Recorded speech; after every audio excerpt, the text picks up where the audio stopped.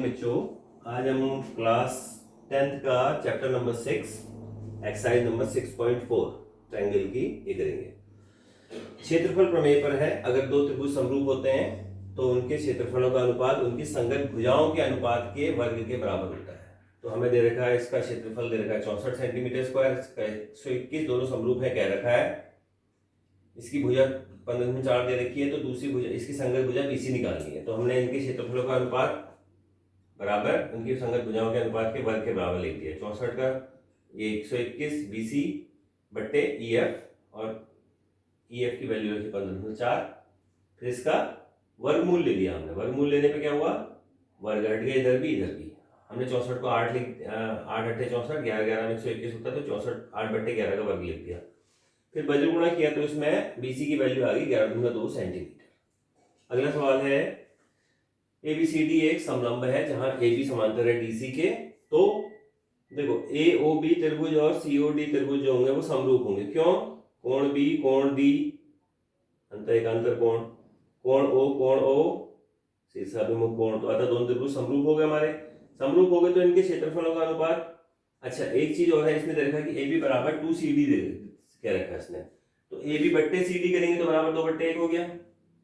अब AOB और COD समरूप हो गए तो इनके क्षेत्रफलों का अनुपात इनकी संगत भुजा AB और DC के वो अनुपात के वर्ग के बराबर। 1/CD हमारे यहां से निकल गया 2/1, 2/1 का वर्ग 4/1, मतलब 4:1 हो गया। अब देखा ABCD एक त्रिभुज है जिसमें BC पर लंब है A से AE और B से है DF। ठीक है, हम क्या करेंगे, AOE और DOF इन दोनों त्रिभुजों को समरूप दिखाएंगे। कैसे दिखाएंगे, देखो, E कोण यहाँ 90 है, यहाँ F कोण 90 है, यहाँ O कोण, यहाँ O कोण, ये शीर्षाभिमुख है।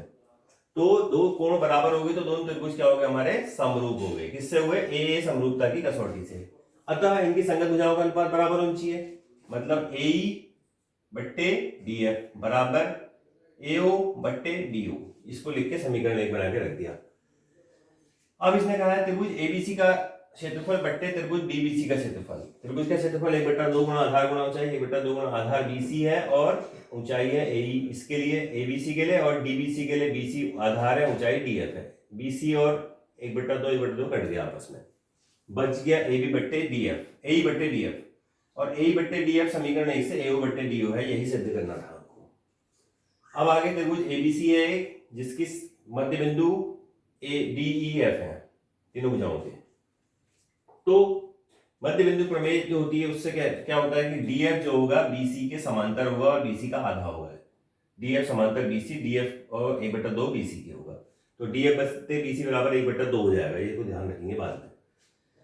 अब देखो, ADEF क्या हो जाएगा, फिर एक समांतर चतुर्भुज हो गया। क्यों हो गया? क्योंकि ये इसके समांतर है। ठीक है, एक भुजा समांतर और बराबर होती है तो वो क्या हो जाता है, समांतर चतुर्भुज हो जाता है। तो समांतर चतुर्भुज है तो कोण A बराबर कोण E हो गया। इससे देखो, कोण A कोण E। ऐसे ही DBEF भी समांतर चतुर्भुज है, कोण B कोण F भी बराबर हो जाएगा। ऐसे ही DECF ये भी समांतर चतुर्भुज, कोण C कोण D के बराबर हो जाएगा। अब ये छोटे त्रिभुज के अंदर वाले छोटे त्रिभुज मतलब DEF के तीनों कोण ABC के संगत कोणों से बराबर है, अतः दोनों त्रिभुज क्या हो जाएंगे, समरूप हो जाएंगे A से। अगर समरूप हो गए तो DEF का क्षेत्रफल और ABC का क्षेत्रफल बराबर उनकी संगत भुजा DF और BC। देखो, DF पहला तीसरा, BC EF पहला तीसरा, और ये पहला तीसरा, ये भी आ गया BC, इसके बराबर हो जाएगा, इसके अनुपात के वर्ग के बराबर होगा। और ये अनुपात हमारा DF बट्टे BC बराबर आया था 1/2, तो ये कितना हो जाएगा, 1/4। ठीक है, अब 1:4 आ जाएगा इससे। अब एक सवाल अगला है कि ABCD एक वर्ग है जिसकी भुजा हमने मान ली x, और ये कह रहा है कि इसकी भुजा पर बना समबाहु त्रिभुज और इसके विकर्ण पर बना समबाहु त्रिभुज, इनका अनुपात क्या होगा करके निकालना है। पहले हमने माना कि इसकी भुजा x है वर्ग की, तो देखो ये x है, ये भी x है, तो हमने इसका विकर्ण निकाल लिया। विकर्ण जो हो जाएगा वर्गमूल x² + x², पाइथागोरस प्रमेय लगा दी, 2x², x² का वर्गमूल x होगा तो x वर्गमूल 2 इसकी भुजा हो गई। ठीक है, अब EDC जो त्रिभुज है वो एक समबाहु त्रिभुज है जिसकी भुजा x है, और AFC भी एक समबाहु त्रिभुज है जिसकी भुजा x वर्गमूल 2 है। दो समबाहु त्रिभुज आपस में समरूप होते हैं, क्यों? क्योंकि उनके सारे कोण 60-60-60 के होते हैं, वहां भी 60-60-60 के हैं, तो ए से दोनों त्रिभुज समरूप हो जाएंगे। अब समरूप हो गए तो EDC का क्षेत्रफल बट्टे AFC का क्षेत्रफल, EDC का भुजा ED और AFC की AF भुजा का वर्ग हो जाएगा। यह है x, क्योंकि ये वर्ग की भुजा पर बना है, ये विकर्ण x वर्गमूल 2 की भुजा पर बना हुआ है समबाहु त्रिभुज है।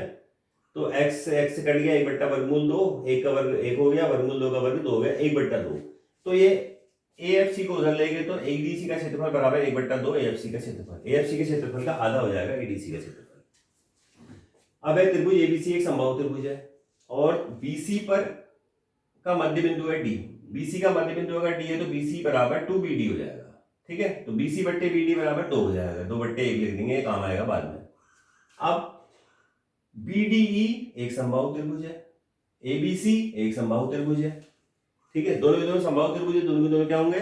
समरूप होंगे, और अगर समरूप होंगे तो इनके क्षेत्रफल का अनुपात इनकी संगत भुजा BC और BD के अनुपात के वर्ग के बराबर होगा, मतलब 2/1 के वर्ग के बराबर, मतलब 4/1, मतलब 4:1, ठीक है।